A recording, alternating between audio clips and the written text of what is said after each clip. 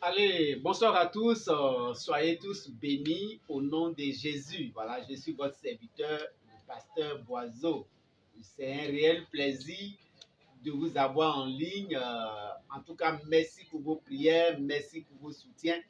Que la grâce de Dieu, que la paix de Dieu repose sur vous tous au nom de Jésus. Alors aujourd'hui, il y a un thème que je voudrais traiter avec vous.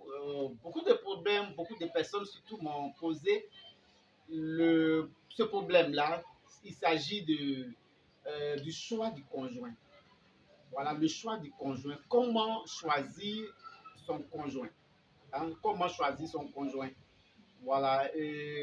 Vous savez que quand vous allez dans nos palais de justice, il y a tellement de divorces, il y a tellement de séparations, tellement de ruptures dans nos foyers, dans nos couples, que plusieurs personnes m'ont posé la question, comment choisir son conjoint et savoir que ce conjoint-là est le bon.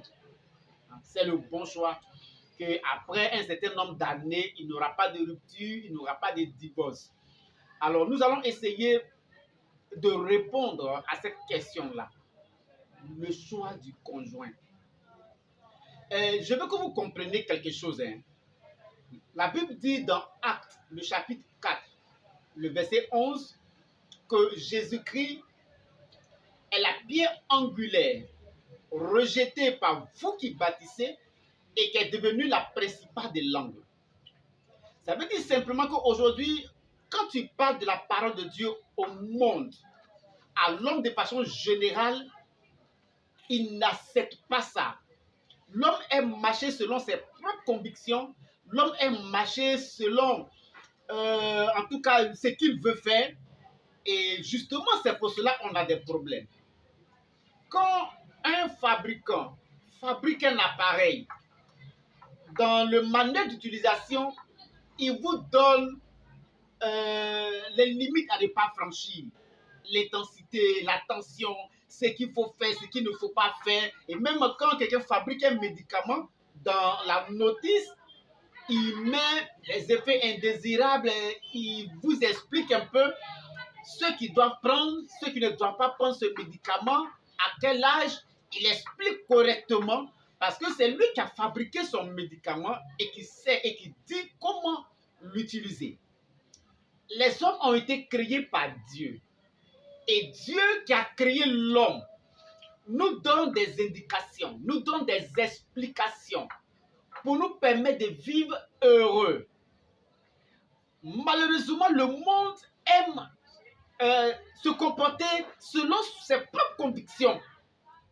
Reconnaissons que le monde a échoué.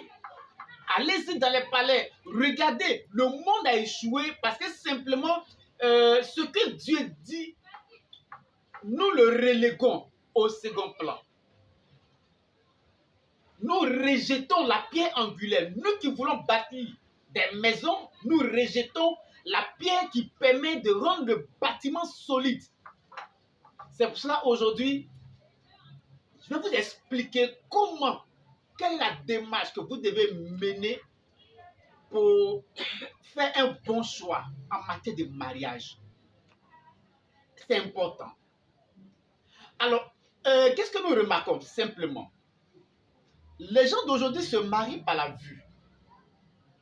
Les gens se marient en tenant compte de la personnalité de la personne. Waouh, cet homme-là, il est beau, il s'exprime bien. Regardez sa manière de parler aux femmes, sa manière de marcher, il est bien bâti, il est bien grand. Wow, c'est ce genre d'homme que j'ai envie de marier. Et c'est ce que souvent les gens appellent coup de foudre. J'ai vu un homme selon les critères, selon ce que moi j'aime. Waouh, il est beau, c'est toi que je veux marier, c'est toi que j'aime. Aujourd'hui, les gens sont superficiels. Les gens sont superficiels. Ils ne regardent que l'aspect physique de la personne, son niveau intellectuel, son niveau social, ses finances, son argent. Et c'est seulement ce côté-là, ce volet-là que les gens regardent. C'est pour cela aujourd'hui les gens échouent. Ceux qui se marient ou bien qui fondent leur foyer par un coup de foudre, je veux dire que la majorité de ces foyers-là ne vont pas loin. Les gens ne vont pas loin. Les gens regardent simplement la vue, la personne. Parce qu'il a vu la femme, elle a un beau postérieur, elle a une belle poitrine. Oh, c'est fini, ça c'est la femme de ma vie. C'est elle que je veux marier. Et puis ce sont les erreurs. Tu l'as mariée pour son postérieur. Tu l'as mariée pour sa poitrine. Si demain, elle a eu un accident et que ce postérieur disparaît, ou bien ce postérieur se fane, tu vas vouloir chercher une autre femme qui a encore un autre postérieur et tu ne vas pas t'en sortir. C'est pour cela, en matière de mariage, c'est un sujet qui est tellement délicat. Le problème dans cette affaire de mariage, c'est que tu ne sais pas ce qui va se passer dans 10 ans, dans 20 ans, dans 30 ans. Tu ne sais rien. Même demain, le lendemain, tu ne sais même pas ce qui va t'arriver le lendemain. Donc l'homme marche en fonction de sa vue. Alors pourquoi ne pas s'appuyer sur celui qui sait ce qui va se passer le lendemain? Dans un mois, dans un an, dans 5 ans, dans 10 ans, dans 20 ans. Pourquoi ne pas se référer à une telle personne et s'appuyer sur lui pour faire son choix? Je crois que c'est logique. Le monde a échoué. En matière de mariage, le monde a échoué. Prenez des statistiques. Sur 100 mariages, il y a combien de mariages qui dépassent les 20 ans de vie commune? Il y a combien? Sur 100 mariages, ceux qui dépassent les 20 ans, sur 100, ils ne dépassent pas 20. Ils ne dépassent pas 20 personnes sur 100. C'est-à-dire le bilan, il est catastrophique et le monde a échoué. C'est pour cela, aujourd'hui, ce soir, je veux vous conduire vers celui qui nous a créés. Celui qui nous connaît. Il nous donne, lui, sa recette. Parce qu'il connaît l'homme. Il sait qui est l'homme. Donc, il a une recette qu'il propose à ses enfants, à ceux qui lui font confiance. Et il a dit, la bénédiction de l'Éternel, c'est une bénédiction qui enrichit et il ne la fait sur d'aucun chagrin. Ça veut dire quoi? Quand tu t'appuies sur la parole de Dieu pour te marier, le Seigneur te donne une bénédiction. Une femme qui va te rendre heureuse. Et il te dit que ce qu'il va te donner n'est pas suivi de chagrin. Alors pourquoi ne pas se référer à une telle personne? C'est pour cela, ce soir, je vais vous donner des recettes. Hein? On voit des gens qui se rencontrent dans les ascenseurs, qui couchent ensemble, après ils disent qu'ils vont se marier, on voit quelqu'un parce qu'il travaille, parce qu'il a l'argent, c'est fini. Mais la chose ne se passe pas comme ça. Si vous vous mariez par le physique, parce qu'elle est belle, parce qu'il est beau, donc tu le prends, ou bien tu la prends, tu te maries avec elle, crois-moi, ce mariage ne va pas durer. Ça ne va pas durer. Parce que le mariage est basé sur la chair, sur le physique. Mais ce que vous ne savez pas en matière de mariage, l'homme que vous mariez, la femme que vous épousez, l'homme que vous épousez, est un être complexe, est un être délicat, l'homme même de façon générale. La Bible dit, l'homme est composé du corps, de l'âme et de l'esprit. Il y a 3 entités en l'homme. Et il y a un passage de la Bible qui dit, celui qui s'attache à la prostituée est une seule chair avec elle. Ça veut dire que le mariage, là, il y a une dimension spirituelle dans le mariage. Il y a des femmes, quand tu les épouses, c'est maintenant tes problèmes commencent. Il y a des hommes, quand tu les épouses, tout est mélangé dans ta vie. Parce que toi, tu as regardé le volet physique, le volet apparence, tu as regardé sa personnalité, mais tu oublies que l'être humain est à 80% spirituel. Quand tu veux réaliser un projet, qu'est-ce que tu fais? Tu travailles d'abord le projet dans ta tête, dans ton esprit.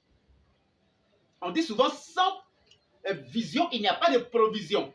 Avant d'avoir des provisions, il faut que tu aies une vision. La femme, avant d'aller au marché, elle sait déjà quelle est la sauce qu'elle va préparer. Elle voit déjà la sauce dans son esprit avant de la réaliser. C'est pour ça qu'il faut que vous compreniez, que vous le voulez ou pas, l'homme a un volet spirituel, c'est-à-dire un volet qui est caché, un volet qu'on ne voit pas, mais qui influence son côté physique. C'est pour ça que c'est dangereux de se marier sur un coup de foudre, c'est dangereux de vivre avec quelqu'un parce que la personne a des atouts physiques ou bien la personne a des moyens financiers. On ne se marie pas uniquement. Parce que la personne que tu maries aussi son être spirituel, la partie cachée, qui est souvent dangereux, très dangereux. On a connu des couples. Le monsieur, dès qu'il a marié la femme, tout s'est écoulé, on l'a renvoyé de son service, il a tous les pétales, il a tous les problèmes. Parce que lui, il a regardé la femme, le côté physique. Il ne maîtrise pas le côté spirituel. Et justement, la Bible te révèle la partie cachée de l'homme. La partie cachée de l'homme.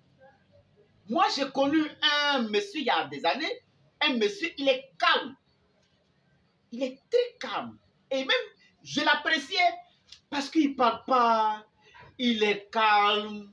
Il est toujours souriant. Et puis bon, il y a une femme qui voulait l'épouser parce que vraiment, elle aime les gens comme ça, de cette catégorie-là, des gens calmes, des gens bon, qui ne parlent pas trop, des gens sympas. Mais un jour, ce monsieur-là s'est mis en colère.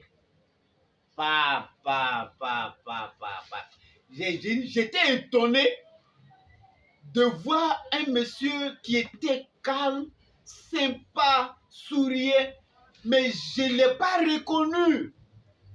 Il est devenu comme un volcan. J'ai attrapé ma tête. Je ne croyais pas. Je ne croyais pas. C'est pour cela, en matière de mariage, ne vous basez pas sur le physique uniquement. Ne vous basez pas sur la forme de la personne. Ne vous basez pas sur ses moyens financiers ou bien les biens qu'il a. Parce que comprenez que le monsieur que vous allez épouser, il a un volet spirituel, un volet caché que vous ne maîtrisez pas, qui risque de vous détruire. Et en général, c'est ce volet-là. Quand ça surgit, il y a les divorces, il y a les palabres. Parce qu'aujourd'hui, le monde entier ne regarde pas ce volet spirituel. On se base sur le volet physique. Elle me plaît, elle parle bien, elle est gentille, elle est soumise. Et puis après, une fois dans le foyer, elle te montre sa véritable nature. Quand elle se met en colère, elle dit, wouh, c'est la femme que j'ai épousée qui est là. Et tu es étonné. Revenons à la source. Revenons aux origines. Revenons au Créateur. Lui qui a créé l'homme, qui nous connaît le mieux. Consultons l'Éternel. Consultons-le. Et dans la Bible, dans Genèse 24, à partir du verset 10, il y a un exemple de mariage parfait. Alors, quelqu'un, le prophète Abraham, a demandé à un de ses serviteurs d'aller chercher une femme dans une certaine région pour son fils. Alors, je veux que vous compreniez quelque chose. Abraham vit à Canaan. Canaan, c'est aujourd'hui le monde. Canaan, c'est une population qui ne connaît pas Dieu, qui ne connaît pas l'Éternel. Voilà, qui fait aujourd'hui comme nous, qui se marient à la chair, à la vue, qui se marient. Donc Abraham, vivant dans cette localité, parce que Dieu lui a dit d'aller vivre dans cette localité, il a demandé à, comment dirais-je, à son serviteur, va dans ma région. Parce que dans ma région, les femmes qui sont là-bas sont particulières. Elles connaissent mon Dieu, elles connaissent l'Éternel, elles craignent l'Éternel. Donc va prendre une femme de là-bas. Parce que dans cette région où je vis, les gens ne craignent pas Dieu. Ils ne connaissent pas le volet spirituel des choses. Alors le serviteur est allé dans cette localité et quand il est arrivé à un puits, il a commencé à parler à Dieu. Alors il va donner des critères à Dieu. Choisis une femme pour ton serviteur. Mais la femme a qui je vais demander à boire, sans broncher, qui me donnera à boire. Ensuite, sans que je ne lui demande, elle va elle-même proposer de donner à boire à mes compagnons, mais aussi, elle va aussi proposer à donner à boire aux chameaux, aux animaux qui m'accompagnent. Et à peine il a fini d'adresser cette prière à Dieu, il a vu une jeune femme qui venait d'épuiser de l'eau et qui repartait chez elle. Il a couru et il a demandé à boire à cette jeune fille-là, qui s'est empressée de lui donner à boire. Et qui s'est proposé, sans qu'on ne lui demande, de donner à boire aussi aux compagnons de ce monsieur, mais aussi aux animaux. Automatiquement, l'homme a compris que cette femme qui est devant lui est le choix de l'Éternel pour son serviteur. C'est parlant. Parce que quand vous regardez la suite de l'histoire, vous vous rendez compte qu'elle a été une bonne épouse pour cet homme-là. Parce qu'elle a été choisie par l'Éternel. Dieu l'a choisie. Et cet homme a fait une prière simple, a donné des critères. Donne-moi une épouse que je vais aimer, qui va m'aimer, avec qui je serai heureux. Vous qui voulez vous marier, qui voulez faire un choix, je vais vous donner un conseil. Il y a une jeune fille un jour qui voulait marier, une jeune fille chrétienne qui voulait marier un musulman. Je vous dis la vérité, je ne suis pas là pour vous, non, je suis là pour dire la vérité. Tu es chrétien, ne marie pas un musulman. Tu es chrétienne, ne marie pas un musulman. Tu es chrétien, ne marie pas une musulmane. Vous n'adorez pas le même Dieu. C'est clair. Le Seigneur, Abraham, a dit à son serviteur, va dans ma région. Alors si vous voulez choisir une épouse, choisissez une épouse dans la maison de l'Éternel, dans la maison de Dieu. Et en plus même, dans cette maison de Dieu, il faut que Dieu fasse aussi ton choix. Il faut que Dieu t'aide à choisir une épouse. Donne des critères à Dieu. Donne des critères à Dieu. On ne se marie pas par le regard. On ne se marie pas parce que ses yeux sont bleus, ses yeux sont jolis. Non. Tenez compte du volet spirituel des choses. La Bible dit, celui qui s'unit à la prostituée est une seule chair avec elle. Ça veut dire quoi? Ça veut dire, quand tu as des rapports sexuels avec un homme ou avec une femme, pendant les rapports sexuels, vous devenez une seule chair.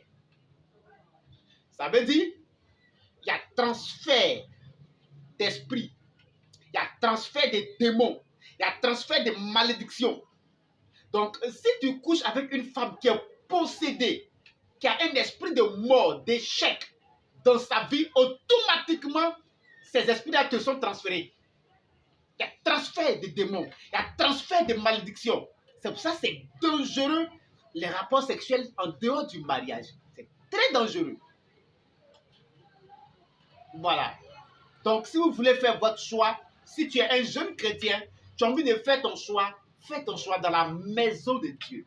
Pour une question d'éducation, pour une question d'équilibre, pour la paix. Pour la paix. Parce que je ne peux pas comprendre. Toi, tu es une chrétienne et puis tu épouses un non-chrétien. Vous savez, les non-chrétiens, ils ont des logiques. Les non-chrétiens, ils ont une façon de voir les choses. Ils estiment que même avoir une femme, ben non, il faut avoir 2, 3, 4 femmes. C'est ce qu'on appelle un garçon. Oui, ils ont les mentalités. Ça ne les dérange pas même de coucher avec une femme dehors. C'est pour ça que la Bible compare les non-chrétiens à des animaux. Ils se comportent un peu comme les animaux. Ils se comportent un peu comme les animaux. Et ça ne les dérange pas d'avoir une copine dehors. Ils trouvent ça normal. Mais il n'est pas chrétien. C'est normal, il n'est pas chrétien. Et c'est un tel homme que toi tu veux épouser. Quelqu'un qui est musulman, c'est autorisé dans sa région de prendre 2, 3, 4 femmes. Toi, dans ta religion, Dieu t'autorise une seule femme. Et toi, tu dis non, que tu veux épouser un musulman. Ne sois pas étonné si demain, il prend une deuxième femme, une troisième femme, une quatrième femme, une cinquième femme. Quand tu es un nouveau chrétien, quand tu es un chrétien, si tu veux te marier, va dans la maison de l'Éternel et puis donne des critères à Dieu. Seigneur, j'ai besoin d'une épouse. Mais elles sont tellement nombreuses même dans l'église. Alors montre-moi la femme que tu as choisie pour moi. Et cette femme-là met son amour dans mon cœur, met mon amour dans son cœur. Et tu donnes des critères cachés à Dieu. Voilà comment on choisit une femme. Tu as vu une femme dans l'église, elle est belle, prends-la et présente-la à Dieu. Et dis à Dieu, est-ce que cette femme-là, dans 1 an, dans 2 ans, dans 10 ans, dans 20 ans, est-ce que je serai encore avec elle? Est-ce que, parce que avec Dieu, le divorce n'est pas permis. C'est pour cela qu'il est important de prendre son temps, de prier, de chercher la face de Dieu avant de s'engager avec une femme ou avec un homme. Parce qu'il y a des femmes, elles ont tellement duré longtemps dans le célibat que dès que le premier venu vient, elles se jettent. C'est justement ces choses-là qu'il faut éviter. Que la grâce de Dieu repose sur vous. J'attends vos questions, j'attends vos préoccupations, j'attends tout ce que vous allez dire. Ensemble, nous allons répondre à vos questions.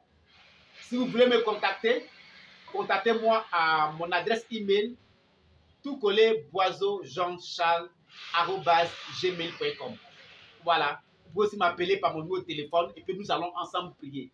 J'attends vos questions, partagez la vidéo à tous vos amis, à toutes vos connaissances et j'attends vos réponses. Que la grâce de Dieu et que la paix de Dieu repose sur vous. Soyez bénis chez vous à la maison. Au nom de Jésus. Amen.